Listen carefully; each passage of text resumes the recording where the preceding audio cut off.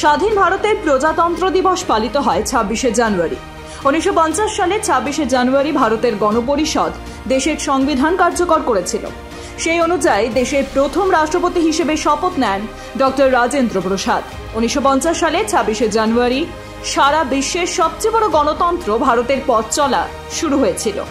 কিন্তু ২৬শে জানুয়ারির দিনটি শুধুমাত্র প্রজাতন্ত্র দিবস হিসেবেই ঐতিহাসিকভাবে সীমাবদ্ধ নয়। এই দিনটির সঙ্গে জড়িয়ে রয়েছে দেশের স্বাধীনতা সংগ্রামের এক অজানা কাহিনী। এই দিনটিকে প্রথম স্বাধীনতা দিবস হিসেবে ঘোষণা করা হয়েছিল। আসুন জেনে নেওয়া যাক সেই অজানা ইতিহাসের কাহিনী।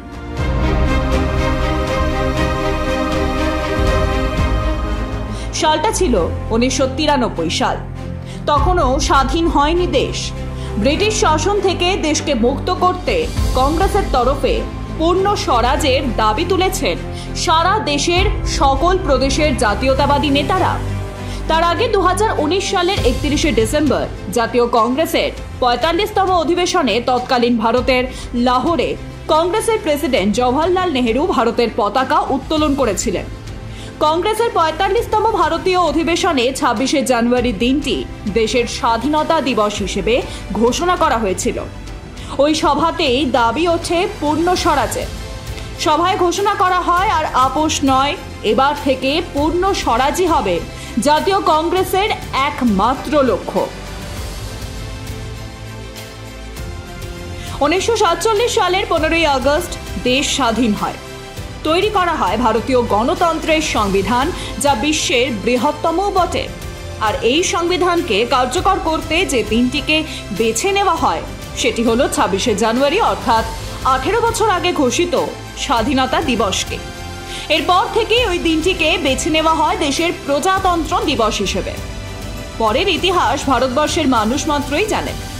কিন্তু যা জানেন না তা হলো ১৯৪৭ সালে দেশ স্বাধীন হলেও ভারতের তখনও পর্যন্ত কোনো সংবিধান ছিল না। উল্টে ইংরেজদের হাত থেকে মুক্ত হওয়ার পর ভারতে ১৯৩৫ সালের ব্রিটিশ সরকারের গভর্নমেন্ট অফ ইন্ডিয়া অ্যাক্টের সংশোধিত সংস্করণ অনুযায়ী দেশ চলত। ভাবার বিষয়, দেশ স্বাধীন হওয়ার ৩ বছর পর পর্যন্ত দেশে চলত সেই ইংরেজদের তৈরি করা আইনই।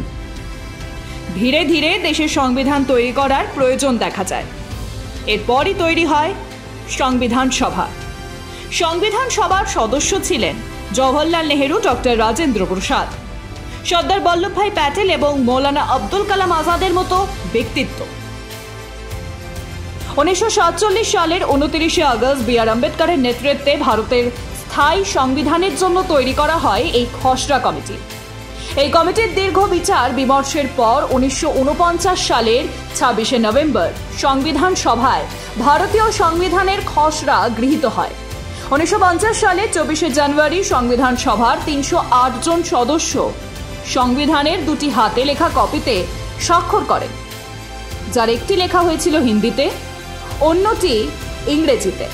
এরপরই ২৬শে জানুয়ারি গোটা দেশে লাগু করা হয় সেই সংবিধান। আর প্রথম ঘোষিত স্বাধীনতা দিবসের দিনটিকেই বেছে নেওয়া হয় সংবিধানকে লাগু করতে।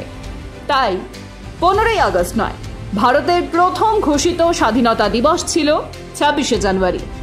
Bureau report, Pritam Bangla.